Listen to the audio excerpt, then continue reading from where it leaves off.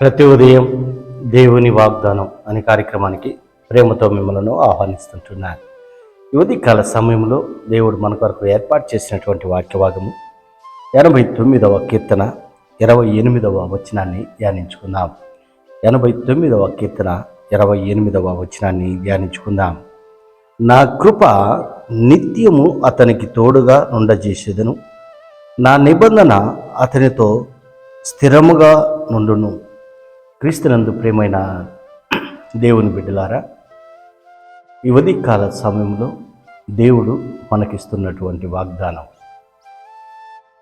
నా కృప నిత్యము అతనికి తోడుగా నుండజేసేది, నా నిబంధన అతనితో స్థిరముగా నుండును.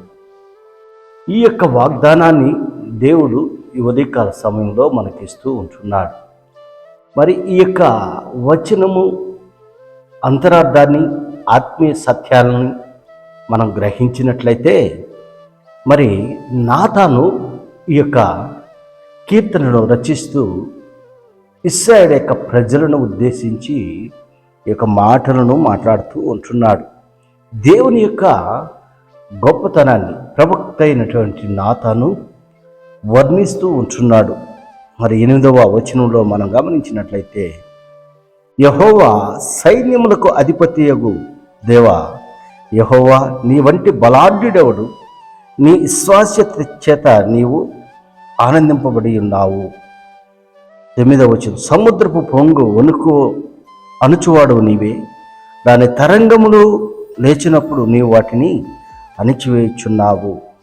మరి దేవుని యొక్క శక్తిని ఈ మాటల్లో మనం చూస్తూ ఉంటున్నాం. మరి ఈ యొక్క ఉదయకాల సమయంలో దేవుడు మనకిస్తున్నటువంటి ఈ యొక్క వాగ్దానాన్ని మనం గమనించినట్లయితే, నా కృప నిత్యము అతనికి తోడుగా నుండజేసేదను. దేవుని యొక్క కృప లేకపోతే, దేవుని యొక్క ఆదరణ లేకపోతే మనము జీవించజాలము. ఇశ్రాయేలు యొక్క ప్రజలకు ఆయన కృప ఎల్లప్పుడూ తోడుగా ఉంటున్నది. ఆయన వారిని ప్రేమిస్తూ ఉంటున్నాడు, అనేక రీతిలుగా దీవిస్తూ ఉంటున్నాడు. 15వ వచనంలో మనం గమనించినట్లయితే, శృంగధనులు నెరుగు ప్రజలు ధన్యులు, యెహోవా నీ ముఖకాంతిని చూచి వారు నడుచుకొనుచున్నారు, నీ నామమును బట్టి వారు దినమెల్లా హర్షించుచున్నారు, నీ నీతి చేత హెచ్చింపబడుచున్నారు. అవును ప్రియులారా, మరి దేవుడు ఎంతైనా నమ్మదగినటువంటి దేవుడుగా ఉంటున్నాడు. మరి తన ప్రజలు యెహోవా దేవుడుగా గల జనులు ధన్యులని మనము వాక్యంలో మనం చూస్తూ ఉంటున్నాం. ఆయన కృప లేనిదే మనం జీవించజాలము. ఆయన కృప అనగా ఉచితము, బహుమానము. మరి ఆయన కృప శాశ్వత కాలము తోడుగా ఉంటుంది.